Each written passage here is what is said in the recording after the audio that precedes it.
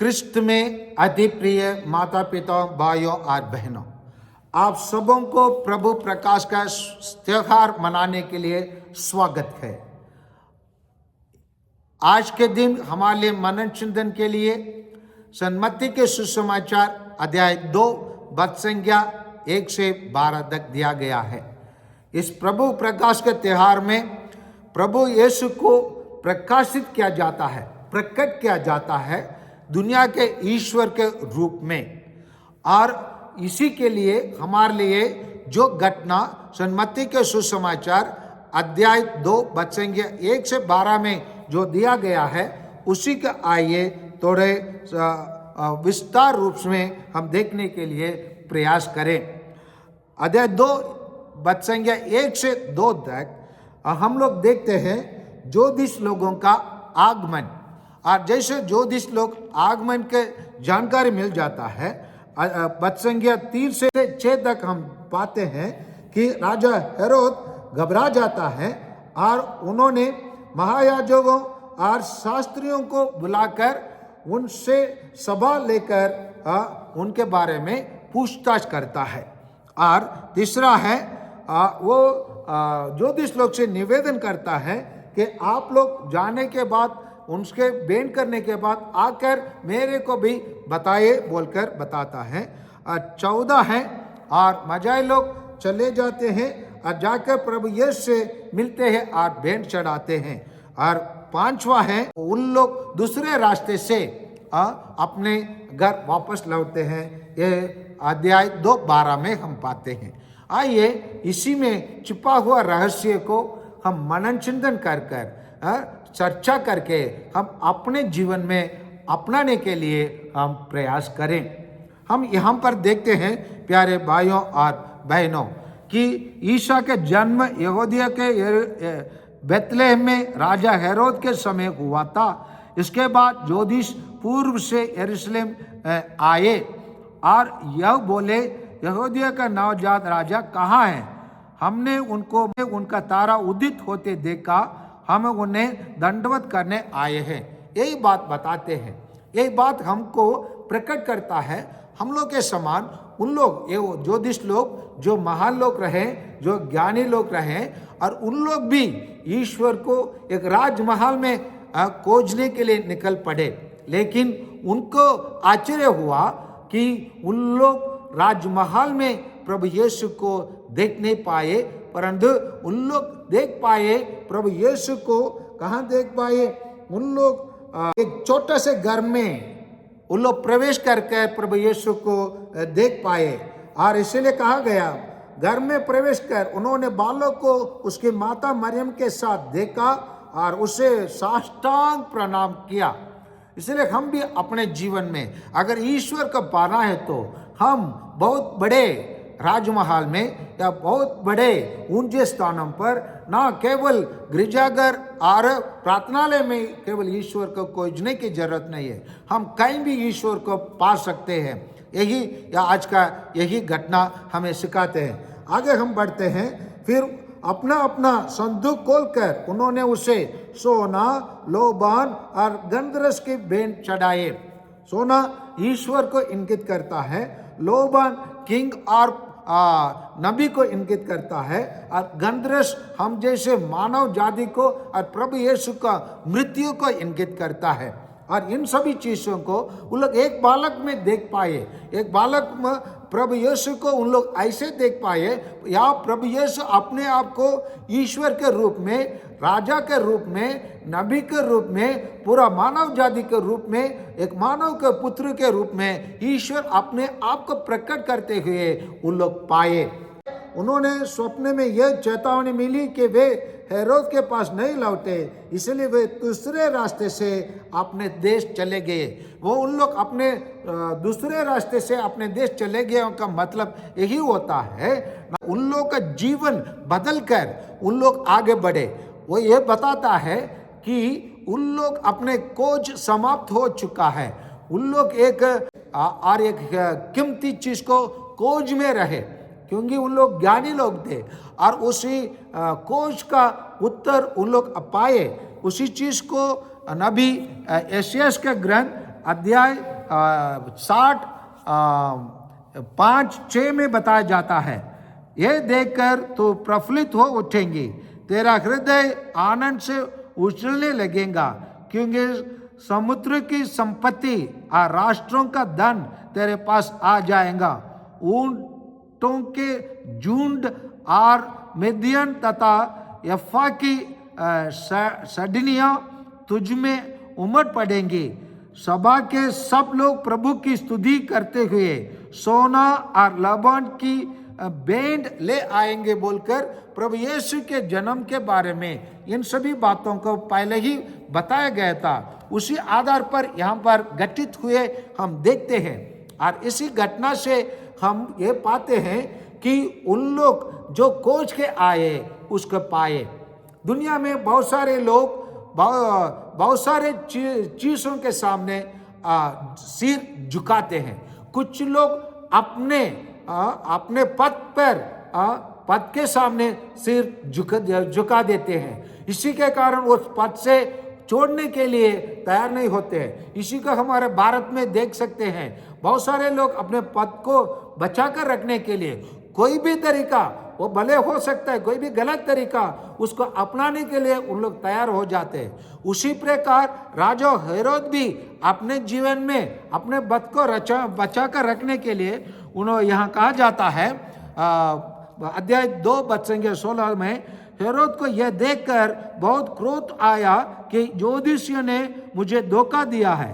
उसने प्यादों को भेजा और ज्योतिषियों से ज्ञात समय के अनुसार बेतलेहम और आसपास के उन सभी बालकों को मरवा डाला जो 2 बरस के या और भी छोटे थे।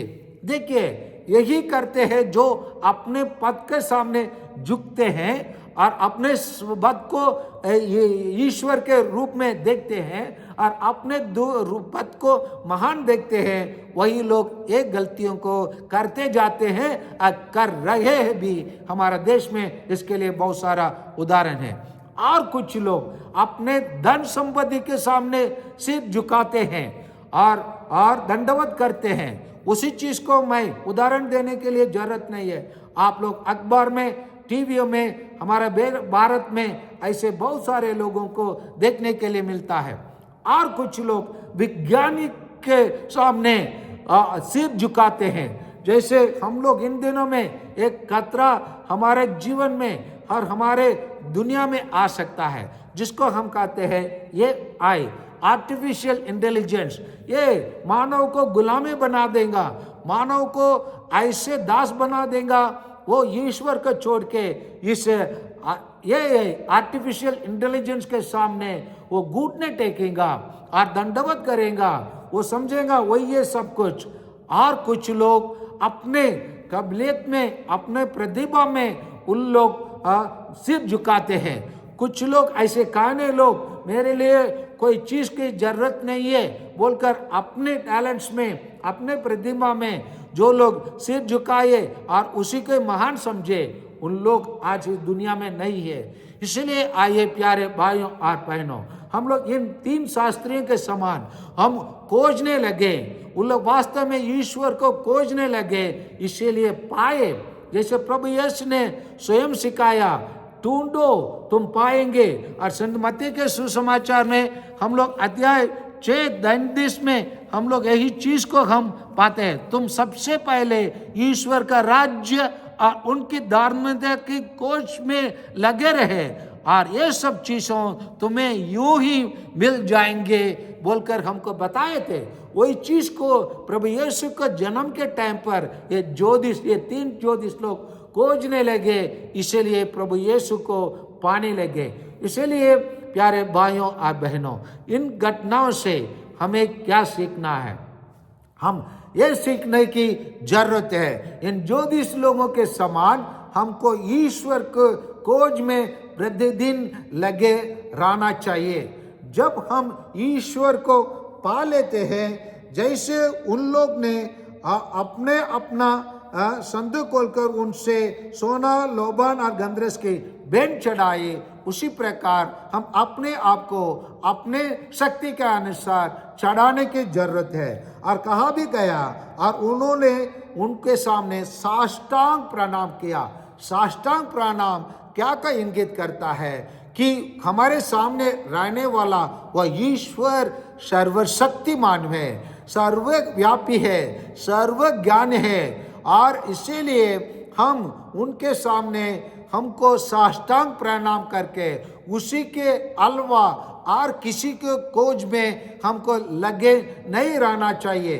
कुछ लोग ईश्वर को पाने के लिए कोशिश तो करते हैं लेकिन संतुष्ट नहीं होते हैं, इसीलिए इसी गिरजा को छोड़कर दूसरा गिरजा में उन लोग ईश्वर को खोजने में लगे जाते हैं। अलग अलग नाम के जो लोग बोलते हैं वहाँ ये होता है, वहाँ चमत्कार होता है, वहाँ अच्छे से वचन को बांटा जाता है। इसी प्रकार सोचकर उन लोग एक दरवाजे से दूसरा दरवाजा जाते रहते हैं, लेकिन ऐसे जाने की जरूरत नहीं है बोलकर ये ज्योतिष लोग हमको सिखाते हैं। जहाँ उन लोग प्रभु यीशु को पाए वहीं पर उन लोग अपना खोज को समाप्त करके ईश्वर को स्तुति आराधना करने शुरू किए। करने के बाद कहा जाता है इसीलिए वे दूसरे रास्ते में अपने देश चले गए। इसी प्रकार हम भी अपने जीवन में ईश्वर को पाने के बाद हम भी अपने जीवन को बदलने की जरूरत है। हम अपने जीवन का नया रूप देने की जरूरत है, और उनके समान हम अपने जीवन को बदलने की जरूरत है। उनके समान हम ईश्वर ही हमारा खोज का आखिरी लक्ष्य होना चाहिए। उसके अलावा अन्य कोई चीज़ों को हमें खोजने की जरूरत नहीं है। इसलिए आइए प्यारे भाइयों और बहनों, प्रभु यीशु अपने आप को गैर यहूदियों को प्रकट किया। इसीलिए प्रकट किया क्योंकि उन्होंने स्वयं कहा था मैं हूँ मार्ग, सत्य और जीवन, और उन्होंने स्वयं कहा था मैं दुनिया के ज्योति हूँ। वो दुनिया के ज्योति के रूप में हमारे बीच में जन्म लिया है। दुनिया के मुक्तिदाता के रूप में उन्होंने हमारे बीच में जन्म लिया है। हमें प्रभु यीशु के अलावा और कोई चीज़ को, और कोई ईश्वर को, और कोई व्यक्ति को खोजने की कोई जरूरत नहीं है। उन ज्योतिष लोग हमको यही सिखाए। उन लोग यहूदी लोग नहीं रहे, वो लोग गैर यहूदी लोग रहे। वो लोग दूर दराज से ईश्वर के खोज में आए हुए व्यक्ति है। इसीलिए ब्लेसेड जेम्स अल्ब्रोइन नाम के एक धन्य व्यक्ति कोशिश करता है, a star calls the Gentiles from the Orient, not all respond but the chosen ones do. Other men make no move, and this shows the marked difference between knowing and acknowledging Jesus. To know Jesus Christ means to study him, and to acknowledge him means to believe him. Yes, इसका अर्थ यही होता है प्यारे भाइयों और बहनों। ये तारा जो ज्योतिष लोगों को दिखाई दिया, और वो उसी प्रकार हमको भी बुलावा आता है, लेकिन सभी लोग उसको रेस्पॉन्ड नहीं करते हैं। केवल ईश्वर के चुने हुए लोग उसको रेस्पॉन्ड करते हैं, लेकिन बहुत सारे लोग उसके प्रति कोई कदम नहीं उठाते हैं। एंड यही हमें बताता है knowing Jesus and acknowledging Jesus, मतलब ईश्वर को जानना और ईश्वर को पहचानना। ईश्वर का जानना मतलब हम बहुत सारे चीज ईश्वर के बारे में, प्रभु यीशु के बारे में पूछेंगे तो बहुत सारे गैर ईसाई लोग भी उनके बारे में जानकारी बताएंगे, लेकिन उसको पहचानेंगे नहीं। जो लोग पहचानते हैं वो प्रभु यीशु के लिए अपने जीवन को पूर्ण रूप से अर्पित करने के लिए, पूर्ण रूप से अपने आप को देने के लिए तैयार हो जाते हैं, और उन लोग कभी नहीं मोड़ेंगे। और जैसे हम लोग मेघालय में एक संत के बारे में हम सुने हैं, उन्होंने कहा I have decided to follow Jesus, no turning back, no turning back. इसी प्रकार जब हम प्रभु यीशु को पालेंगे, हम लोग कभी नहीं मोड़ेंगे, हम यीशु के पीछे चलेंगे और प्रभु यीशु को दंडवत करेंगे और प्रभु यीशु के सामने जो भी हम अपना समझते हैं उन सभी चीज़ों को ईश्वर के पैरों में हम चढ़ावे के रूप में अर्पित कर कर उसको दंडवत करेंगे, जेनुफ्लेट करेंगे, उसको आराधना करेंगे, उसको स्तुति करेंगे। उसके अलावा और अन्य कोई दुनिया के मोह माया में नहीं फंसेंगे, केवल ईश्वर की बताए हुआ मार्ग पर चलेंगे। उसी को ही हम हमारा ईश्वर कहेंगे और उसी के लिए हम जिएंगे और उसी के लिए हम अपना पूरा जीवन को अर्पित करेंगे उन 3 ज्योतिषों के समान। आमीन।